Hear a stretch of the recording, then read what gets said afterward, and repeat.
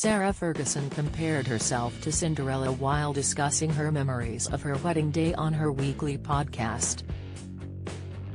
Fergie suggested her romance with Prince Andrew, and her background as a farmer's daughter, was a direct parallel with the iconic fairy tale. Touching on the topic of self-belief with Tea Talks co-host Sarah Thompson, the Duchess of York insisted the momentous day she joined the royal family left her thinking anything is possible. She said the realization of the similarities between her story and Cinderella's came after re-watching the movie with daughters Princess Beatrice and Princess Eugenie recently. Fergie has been recovering at home in Windsor with ex-husband Andrew and their daughters' families after undergoing a mastectomy in June. Fergie believes the Queen is sending her messages from beyond the grave recounting the day of her wedding.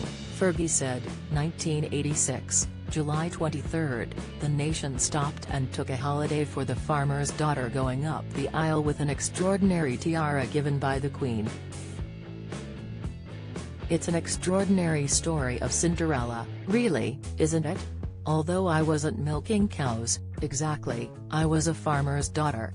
My father was still farming. The Duchess paid tribute to her family's background by walking down the aisle donning a flower crown which she exchanged for the York tiara after signing the register. She described the experience as one of the greatest days of my life, as she watched hundreds line the streets and chanting "Fergie, Fergie," as she headed to Westminster Abbey.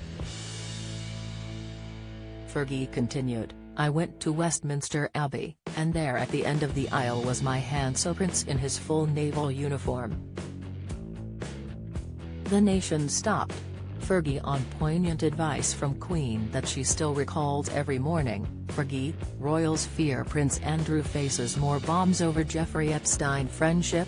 Prince Andrew, Fergie's style evolution, from frumpy ball gowns to chic vegan leather suits. Style, Westminster Abbey was just a buzz with belief. It was one of the greatest days in my life, and I believe that it was an extraordinary moment in time. So my heart is full of belief that anything is possible. Approximately 19 million people tuned in to watch the Duke and Duchess of York tie the knot in July 1986. She added, before that, I was working in an art gallery. It took me 45 minutes to get to work, and if the buses were late or the bicycle broke, my boss would say, I suppose it's the bicycle's fault again, I suppose it's the bus's fault again.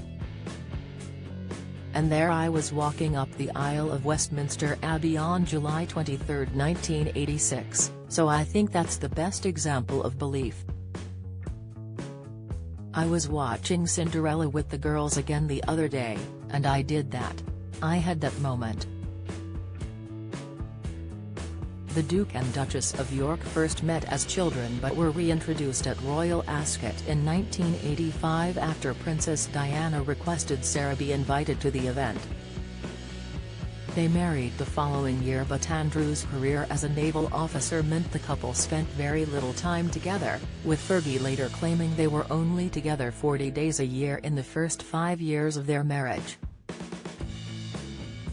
Speaking to Harper's Bazaar, she admitted to spending the majority of her first pregnancy alone and struggling with his absence and lack of support from Buckingham Palace. She said, Andrew got 10 days of shore leave, and when he left and I cried, they all said, grow up and get a grip. While Fergie and Andrew remained very close, they called it quits on their wedding after 6 years and officially divorced in 1996.